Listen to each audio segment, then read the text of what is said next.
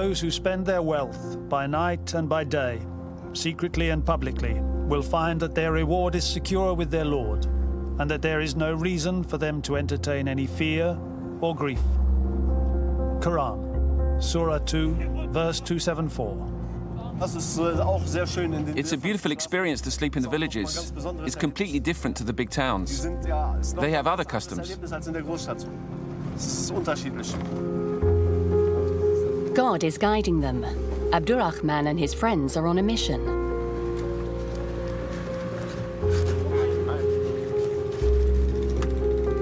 It's mad how much it's changed. The last time we came, there wasn't a roof. It's crazy how big it is. Is that the orphanage? Yes, that's it.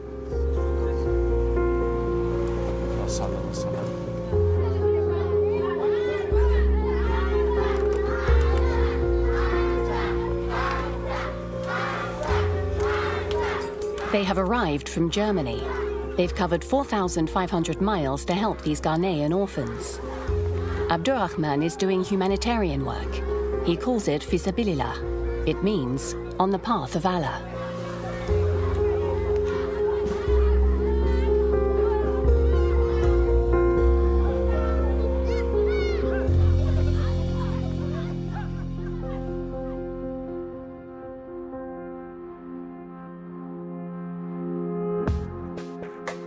Muslims have always helped their contemporaries in distress. With discretion, far from the eyes and close to the heart.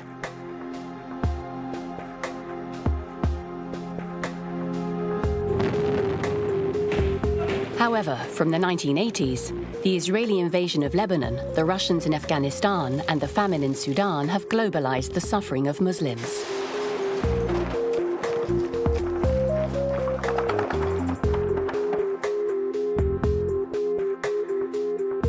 Islamic charities rise to the challenge.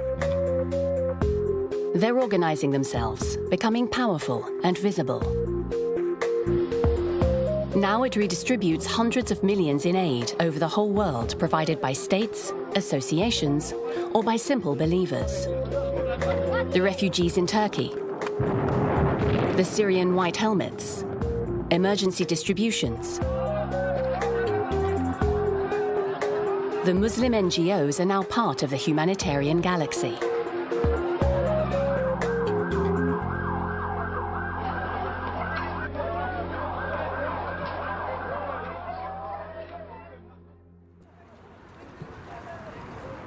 Like here at the Salon du Bourget in Paris. For the past 35 years, it has hosted the annual meeting of French Muslims. Each action counts. We must sustain this idea and fight against those who say we can't do anything, that it's too complicated. We can act. We can do something.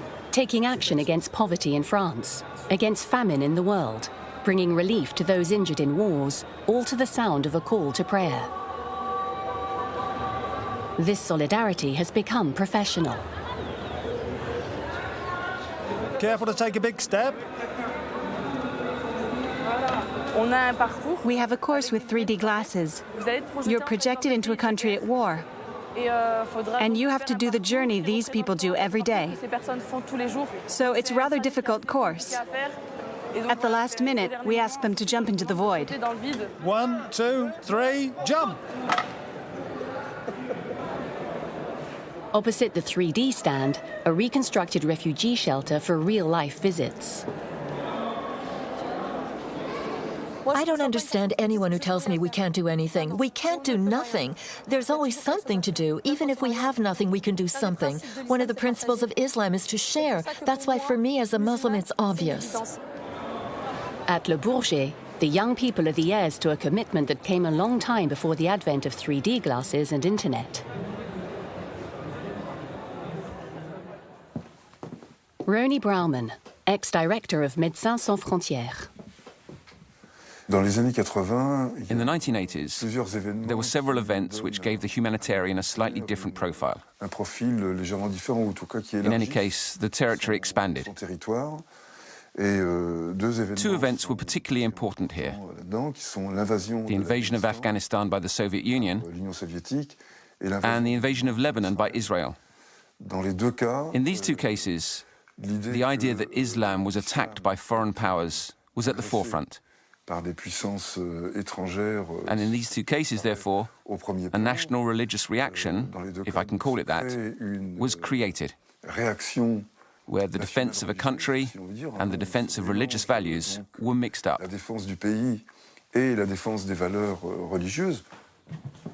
Jonathan Bentel, anthropologist, University of Manchester. Quite unscrupulous ways were found of supporting the Mujahideen through sending weapons, but also through diplomacy and through humanitarian aid, and they all got mixed up together. And at that time, there's no doubt that some charities were abusing what we would regard today as the privileges of charities, but this was actually all sanctioned and encouraged by the American government at the time. Founded in England in the 1980s, the European Humanitarian Muslim has experienced growth and exponential professionalism. In France, the NGO pioneer is the Secours Islamique France, the SIF, created in 1991. Annual budget, 46 million euros. Contrary to other organizations who remain opaque on their financing, the SIF publish their accounts. In this way, they avoid accusations of links with certain Saudis, Qataris, or other supporters of a fundamental and conquering Islam. With 460 staff and 70,000 donors, the SIF operates in more than 30 countries.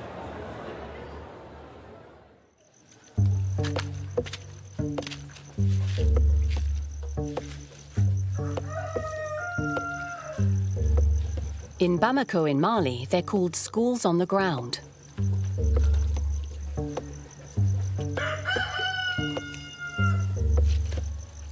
Time seems to have stopped still in the Quranic schools, which date back to the 14th century, to the time of the expansion of Islam with its nomadic Muslim teachers. They still exist today, outside of governmental control.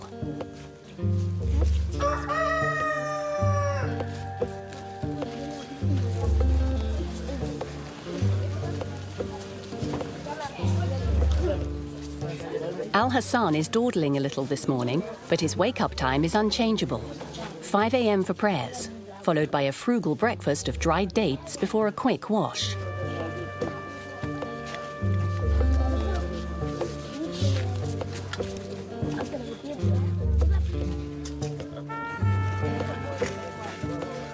Al-Hassan Bar is 11 years old. It has been 3 years since his family sent him here to do his full-time religious education.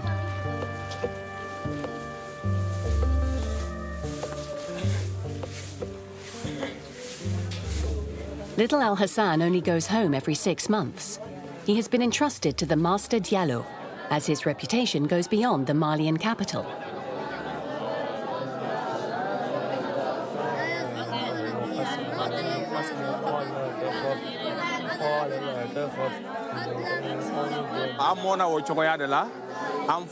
That's how I was educated.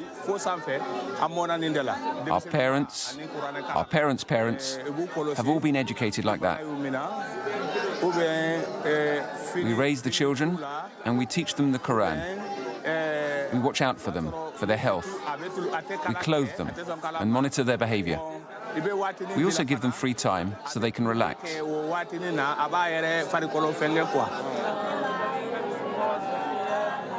In Mali, the Quranic schools are experiencing a renewed interest. More than 6,000 masters, perhaps 150,000 children. Al-Hassan is here because his parents could no longer provide for him. The masters cannot refuse anybody.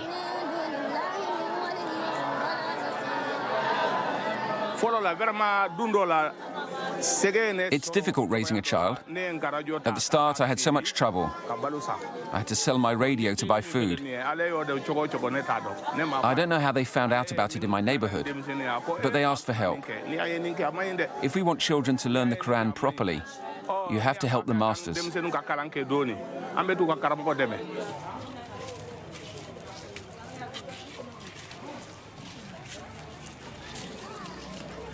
The Talibi, as they're called, are the most marginalized children in Malian society.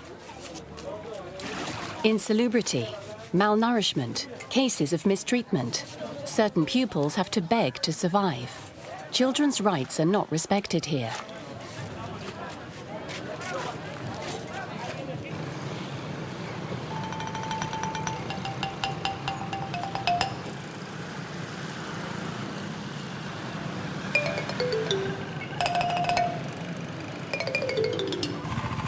In Mali, half the population lives under the poverty threshold.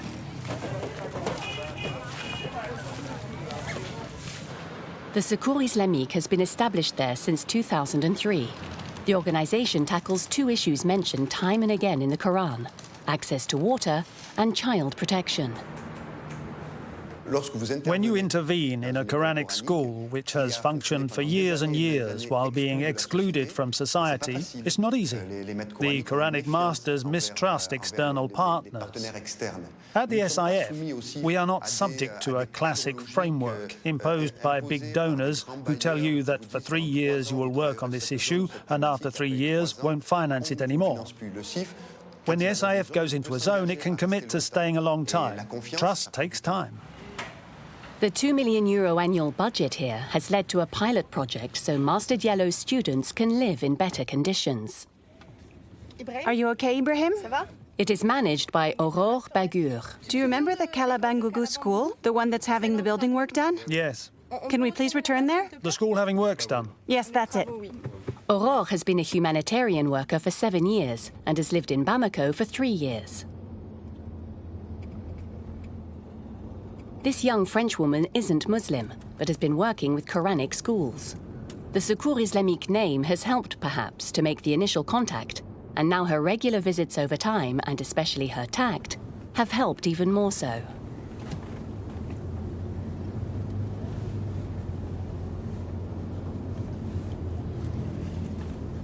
Why are you putting on that headscarf? We're going to Quranic school, where there are Quranic masters. Inside the schools, the women are veiled. So it's simply out of respect for the place we're going and for the people we're seeing. It's a personal initiative.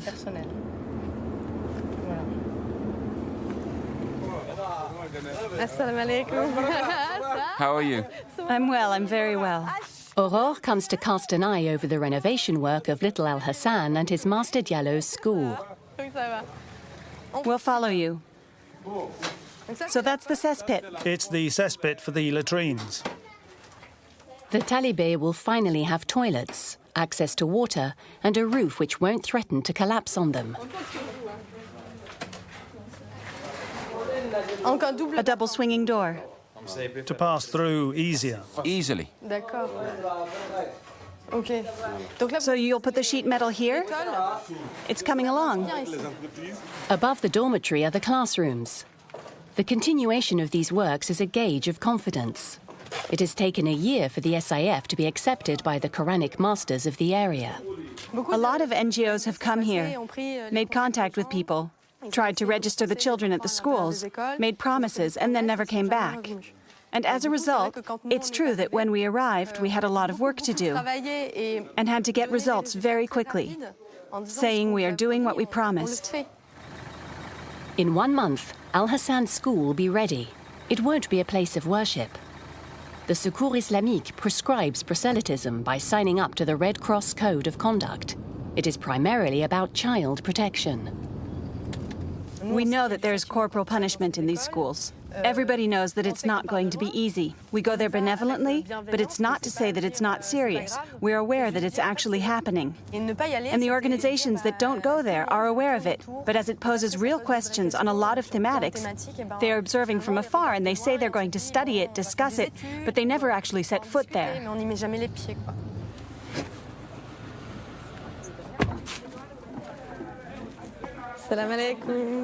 How are you? Once admitted into these schools, the SIF tries to change the practices from the inside. Gently. Leave that and come and sit down. Come on, come on. During the works, the lessons continue. Al Hassan and his 210 schoolmates from Calabangougou Lessons are starting. learn to read and write in French. Wednesday, December 13th, 2017. Reading. Along with Bambara, French is one of the 2 national languages of Mali. It is the language of administration. Learning French is indispensable for the future of these children. But it's a new thing put in place by Aurore and the SIF. There is a way of writing, and we have to study the sound made by the union of these letters. AI pronounced. Careful. AI pronounced. E. R-E pronounced. You have to read it now. No, wait. Don't say We say air. We say air. Right, that's finished. Because when you say it's not finished. The Quranic master and his colleagues in the area have themselves asked for these French courses, so that the talibé have more chance of finding work. He also takes the opportunity to learn. There are letters put together to make different sounds. It's not always easy because it's a place to learn the Quran. So initially, it wasn't suitable for that. Sometimes there was a reluctance on the part of the pupils' parents who said, "No, I'm bringing my child here just so that he can learn the Quran." After talking to the parents and explaining the reason behind it, which is to increase the employability of the youngsters and give them access to basic rights, which is in danger without knowing French. It's access to your rights, understanding them and your duties. To become a responsible citizen, you have to learn this language. It's necessary to protect yourself and to integrate in society. Offering the talibé a better future helps fight misery, a breeding ground for ultra-radical movements.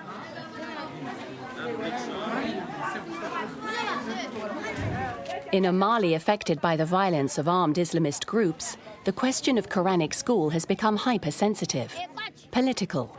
No Western NGO dares to confront it. The Secours Islamique is the only one to balance the fine line of humanitarian relief, inspired by Islam, but universal. For years, we have worked more or less in coexistence with, for example, other religious organizations. And it wasn't always easy to communicate with them, because there is a sort of mistrust between the secular organizations and the religious organizations in general, not specifically Islamic ones. But let's say there's cultural action that can be different, or simply there can be mistrust because there is, amongst many people, a mistrust vis-à-vis religious people. The big change, I think, was before the end of the 20th century, when the World Bank under Wolfensohn started to take an interest in religion. And Wolfensohn, helped by somebody called Catherine Marshall, made a very important point that in religious networks all over the world you have a ready-made civil society.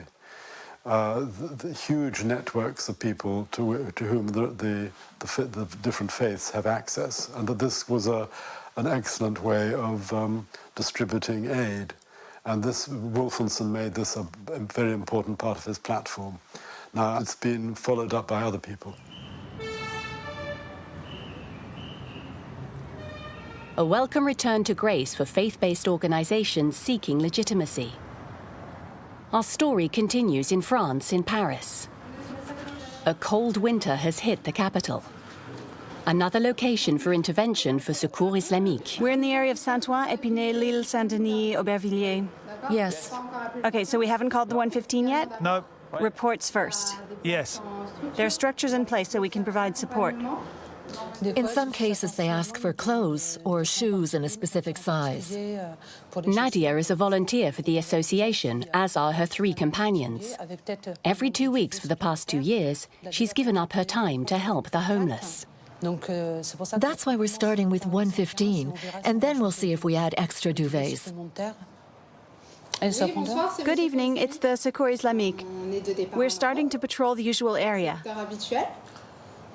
Thanks, speak to you later. So, time of departure, 7:45. 115, the emergency medical service, has indicated several people on the street. The team goes looking for Nelly. Is that her? Yeah, she's here, she's sleeping.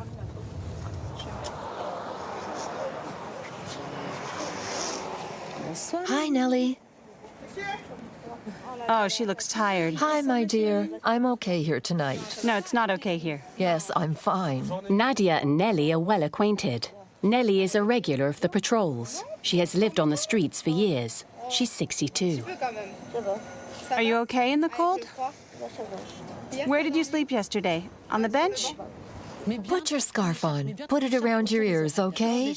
If you're not wearing a hat, cover up your ears. Tonight in Saint-Ouen, a suburb of Paris, it's -7 degrees. That's it. Cover up your ears. Wait. That ear's not covered yet. Shall we call and see if there's a hotel nearby? I've already called. Shall I try to call? Yeah. Hello, this is Secours Islamic. I'm calling you because we're in the process of doing our rounds. We've started with Nelly, who is at the Saint-Ouen Town Hall. It's a couple of days now since the public transport places have let them shelter. She spent last night and the night before sitting on a bench at a bus shelter. And I was wondering if by chance you have accommodation for the night in Saint-Ouen. Nadia is Muslim. She helps out because of her religious beliefs. But that's not the only reason. You have nothing left for women tonight? Bye.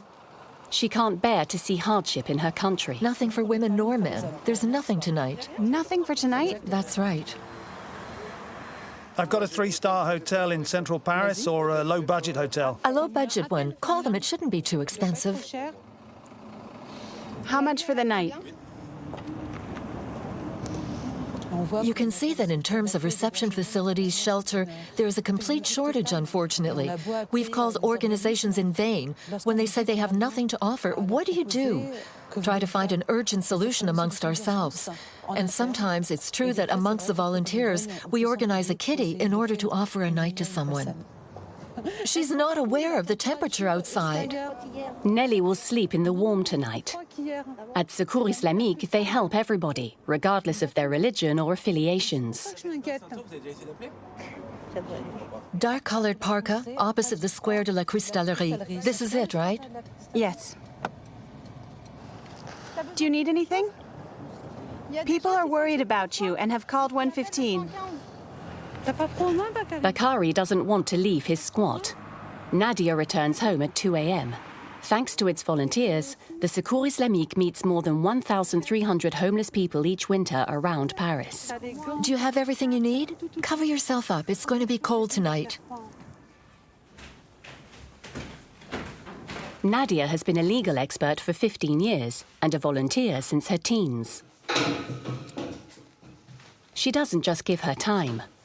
The specificity of Muslim NGOs is their financing, the zakat. One of the 5 pillars of Islam, the zakat is an annual obligatory donation. It can be calculated on all the Muslim associations' websites. If you have several bank accounts, you take the total of your mortgage, your savings account, and your current accounts. So everything you have, life insurance, pension, etc., then you take the total and multiply it by 2.5%.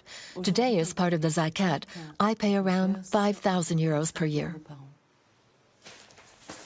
Zakat is for the needy of the community, the country, or the whole world.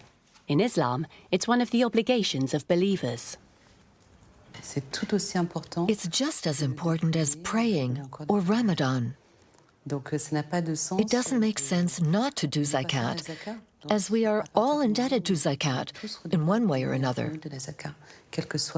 No matter what your revenue, from the moment you have a minimum amount of money in your bank account, you must pay back a part. The annual donation to Secours Islamic is 2.5 times higher than donations to the Red Cross. Despite the 25 million European Muslims, this reality is little known.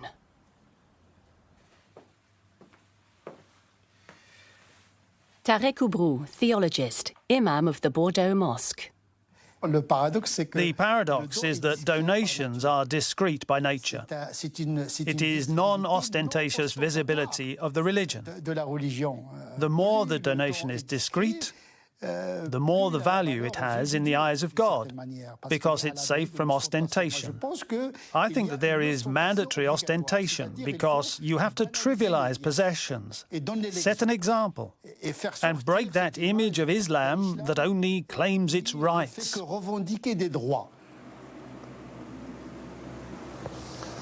Allahu Akbar. Allahu Akbar.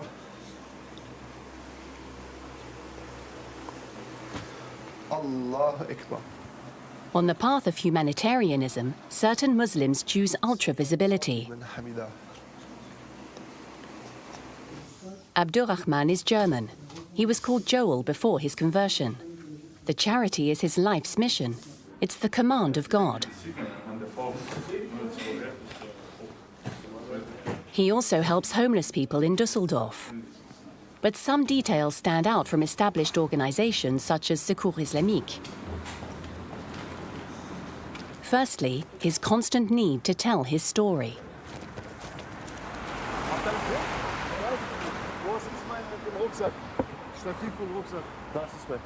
Homeless people told us they receive a lot of things from the town, but not toiletries. We supply them with toiletries because they don't have these items. They receive vouchers and must buy them themselves. He only created his organization, Ansar International, in 2012, but he already has a network of donors to whom he is accountable. We always leave with a camera crew because our slogan, Ansar International slogan, is know where your donations are going. And we show our donors exactly what we're doing with the donations. On one hand, it's proof of what we're doing with the money, and on the other, it's also a motivation to continue. Ansar has 700,000 followers on its YouTube channel. Their two strengths are complete transparency and reactivity.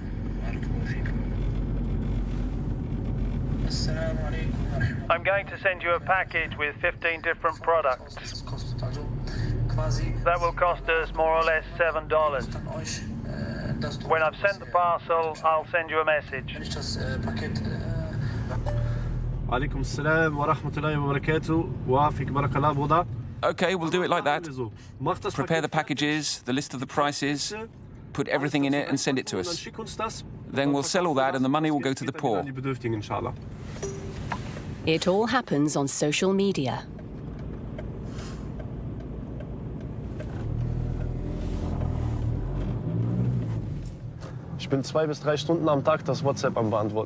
I spend 2 or 3 hours every day messaging on WhatsApp. It's a lot of work. And I have 2 cell phones and also calls on top of that. And then there's Facebook, Instagram and Twitter. Everywhere there's an enormous amount of people asking questions. And Abdurrahman always has an answer. He is a character, a bit like Narcissus transcended by his faith. He personifies his association everywhere.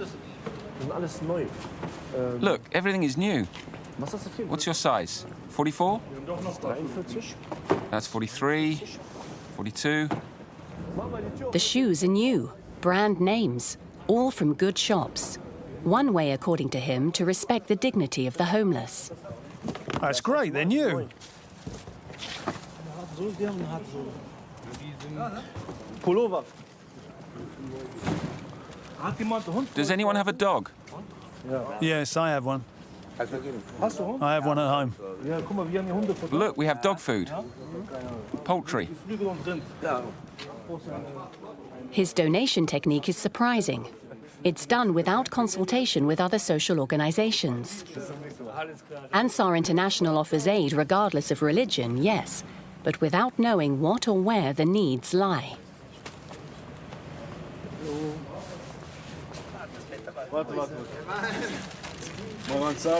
With the Ansar bag, it's great.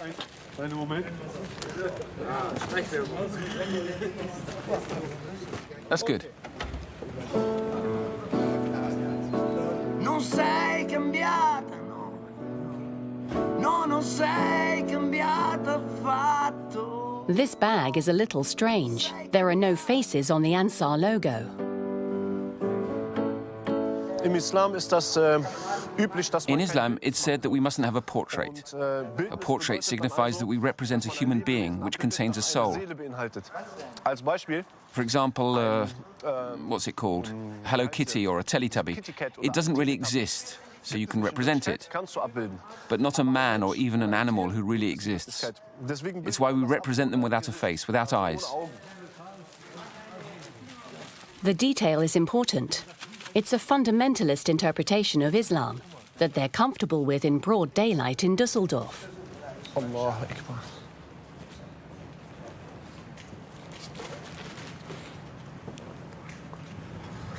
Allah Akbar.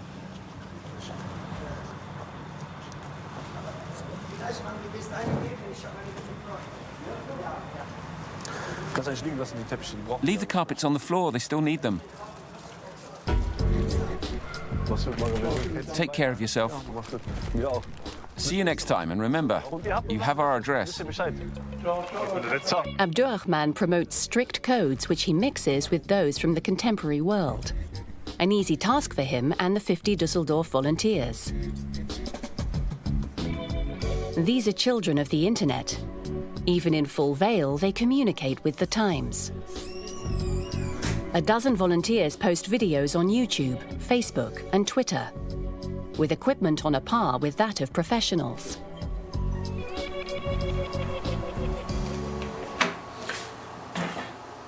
Really try, you'll find there's no need to cry. In this place, you feel there's no hurt or sorrow. This is the new version of the Somalian documentary. We've modified it. Do you want to see if you like the scenes? If it's too long, there are scenes we can remove.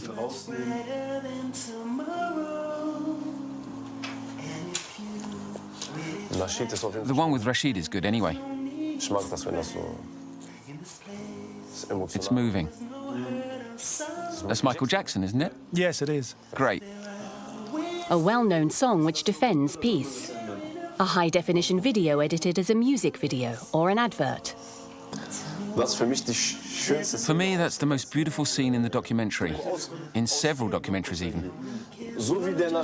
With Rashid coming in and me tickling him like that. It's awesome. Very moving. The film has been directed by a professional, poached from a national television channel.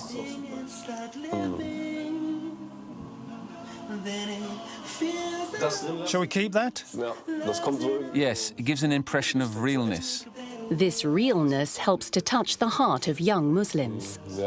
Yes, it's so photographic.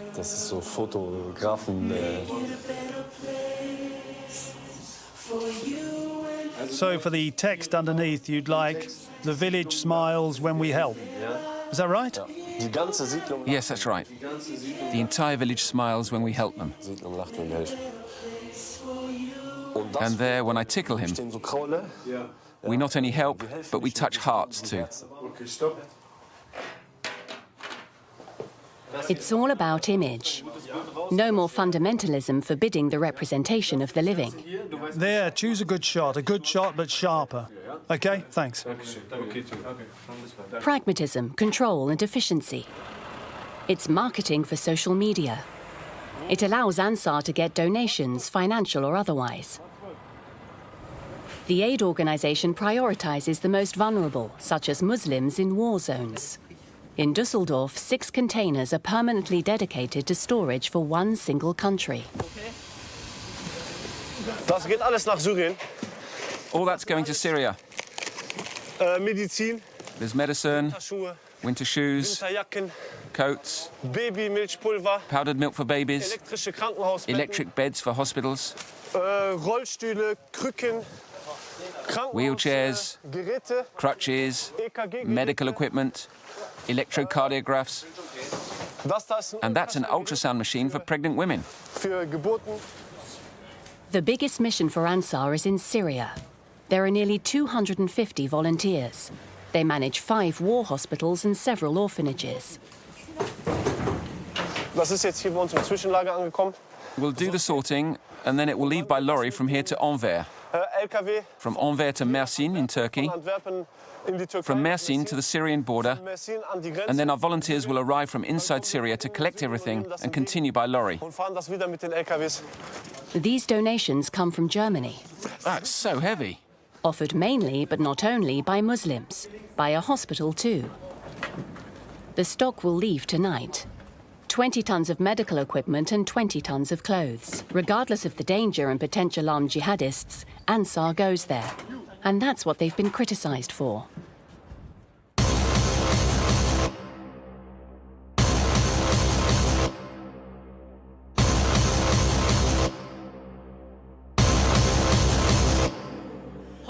The NGO has been making headlines since 2017.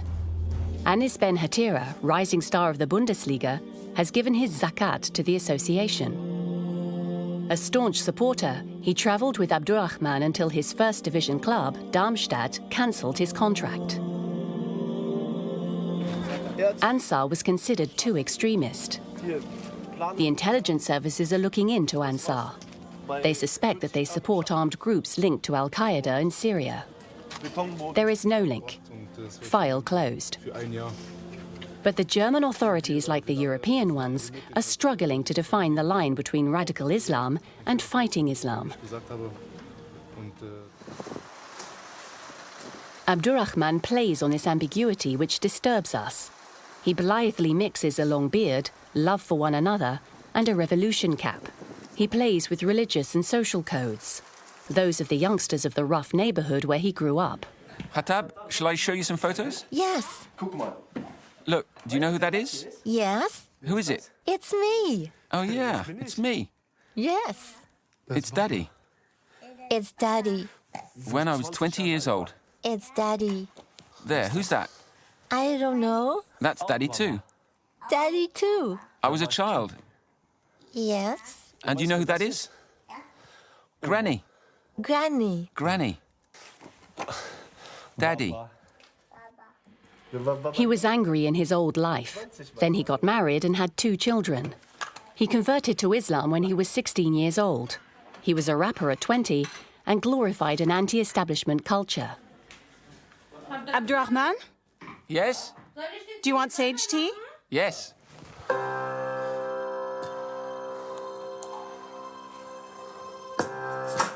It's Daddy again. Do you want to see? It's Daddy. You see? Look. He even started having some success as an anti-establishment spokesman. Look, it's Daddy again. It's Daddy every time. He's rapping throughout the song.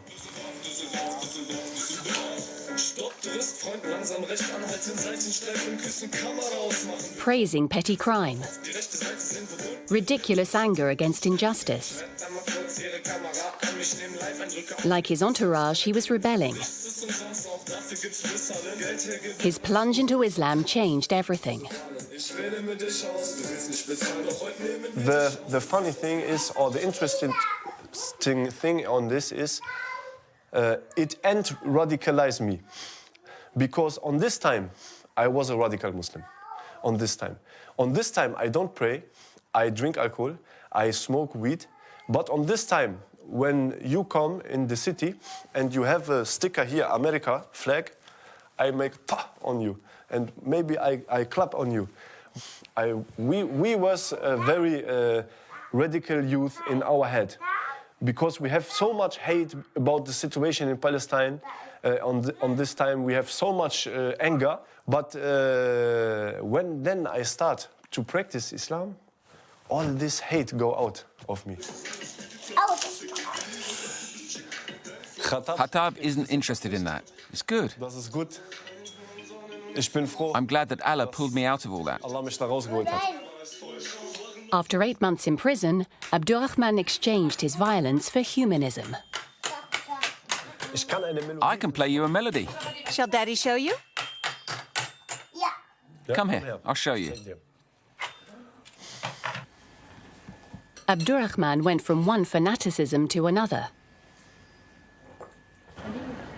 In France, Nadia has chosen a very different commitment, that of serving others, in her private life as well as her professional life. I solemnly swear, as a lawyer, to carry out my duties with dignity, conscience, independence, integrity and humanity. I swear. Nadia has dreamt of this for 20 years. Madame Julia Estram. I swear. Madame Marta Magdalena Jegny. I swear. Madame Nadia Jbilou. I swear. She is admitted into the prestigious Paris bar. She becomes Maître Nadia Jbilou, lawyer. This solidarity Nadia has learned from her Moroccan parents, who emigrated to France in the 1970s. Her mother was a housewife with 7 children, her father a blue-collar worker for 40 years. I'm very happy today. I would never have thought I'd see my daughter in lawyer's robes. I'm very happy. Tenderness and quiet pride. Madame Nadia Jbilou, welcome among us. I saw you being very attentive earlier. I was very impressed. Generally, everybody looks at their feet. Nadia's commitment goes beyond the framework of Islam or solidarity. It's a vocation. When you work in the field of social services, you realize that after a while, whatever the association you work for, you face a brick wall once the people you wish to help find themselves in custody, find themselves escorted back to detention centers, find themselves isolated. Being a lawyer allows you to open doors. The doors of the police station, the doors of the detention centers, the doors of the investigating judges. And there, you really can help people in concrete terms. Nadia has accepted to be filmed with her family because her story goes beyond the Muslim humanitarian. She could be any one of millions of other anonymous French Muslims, tired of the amalgam between Islamic and Islamist.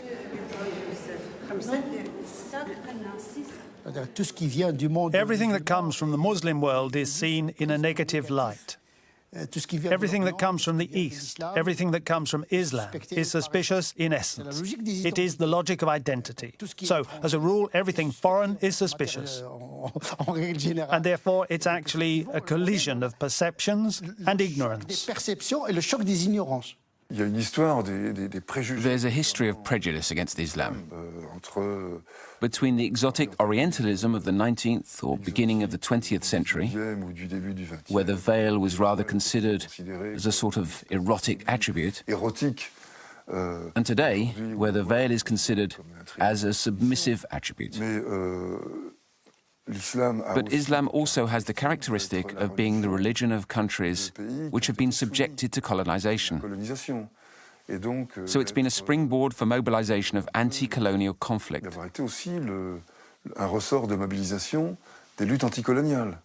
What can remain in the minds of certain people and give a bad view and spread is the idea that Islam is hostile to the West.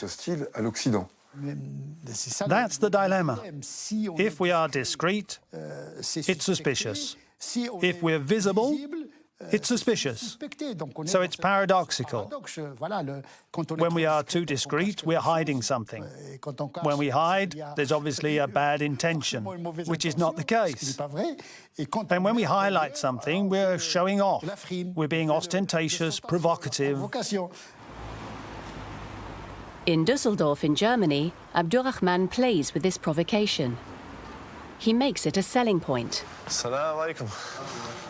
Ansar International has copied the concept of charity shops, borrowed from the British. He has opened a shop which sells Ansar as a brand. The NGO employs Syrian refugees to make clothes and distribute the profit to other refugees. That's made by Syrian refugees in Turkey. Some Syrian refugees in Turkey have work thanks to us. But we also have products made by Syrian refugees in Germany. We don't want to neglect our country. These are made by Syrians in Germany, traditional shirts. In this shop, everything is 100% Islamic in the eyes of Abdurrahman. The Qurans are free, and the books for children explain that everyone is born Muslim. The message is in the image. The codes are both sartorial and political. Abdurrahman does not trouble himself with the neutrality expected of a humanitarian. He takes sides. By his transgressions, he knows he gains fans. Our message is always against oppression, or people must be free. And if personalities like Malcolm X or Erdogan convey them, then we willingly display them.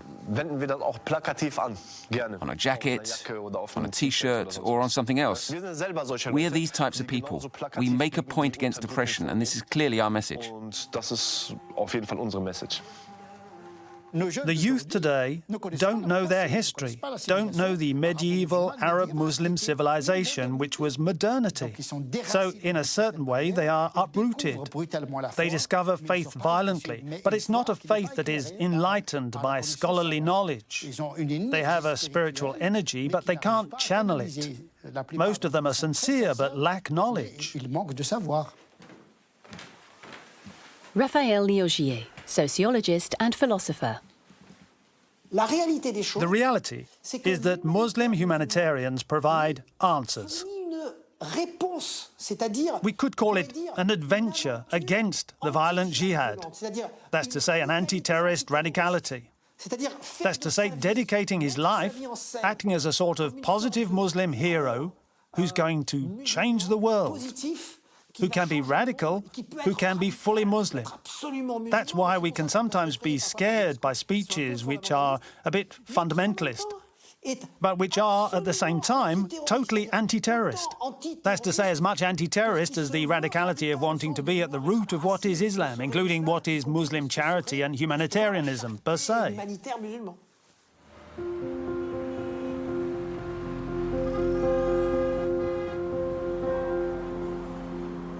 In Ghana, faith is tied in with national identity.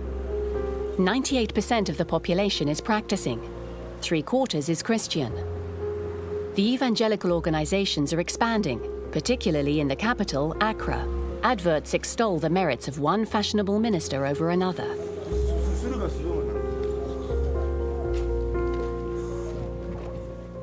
In this land of religious fervor, Abdurrahman continues his mission. In a suburb of Accra, the NGO has constructed a small mosque. The land has been donated by a community chief who is simply called the King. We have 70% Muslim in this community. We don't have single masjid in the whole community. No single masjid. No single masjid. But churches are there. Churches are more than 1,000. More than 1,000? Yes. Subhanallah. They have to travel from here to Medina, from here to Ashalbuche, far. So this is why I decide to use this place for the masjid.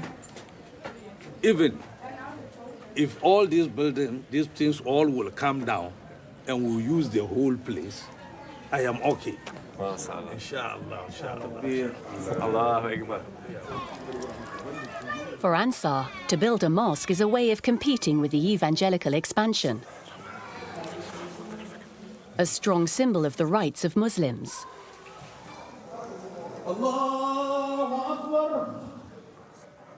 The project cost €11,000, which he found easily.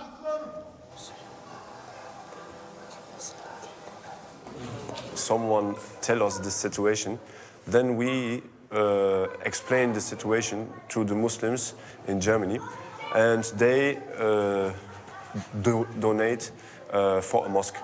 Even for a Muslim, there is known that your reward for building a mosque is to have a palace in Jannah. The ultimate reward. According to the Code of Conduct for the Red Cross, it's no longer humanitarian. But Abdurrahman takes responsibility for his proselytizing. You look around. Yeah. Have you seen any? If in there masjid? is masjid, you will see this. Yeah. It's the goal of NGO to build everything what a tribe or what a folk need. Yeah? And for us as religious people, we help religion too, because we believe that the religion is an important part of your heart. If you don't have this, then it's easier to go the wrong way. Yeah.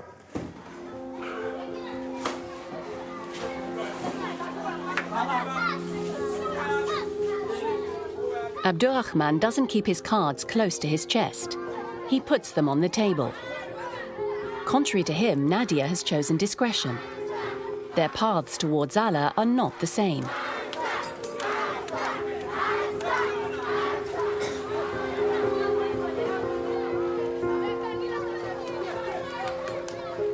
And there are still many others closer to their cultural identity, more radical, or on the other hand, less rigid, or less proselytizing.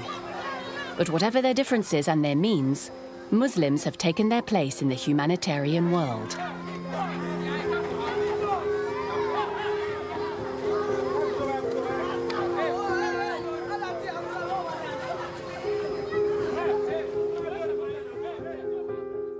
These are essentially denominational organizations that provide the vast majority of relief, which is desperately needed by the Syrians, who, as we know, are being bombarded. And I don't see how you can condemn it, whatever they call it.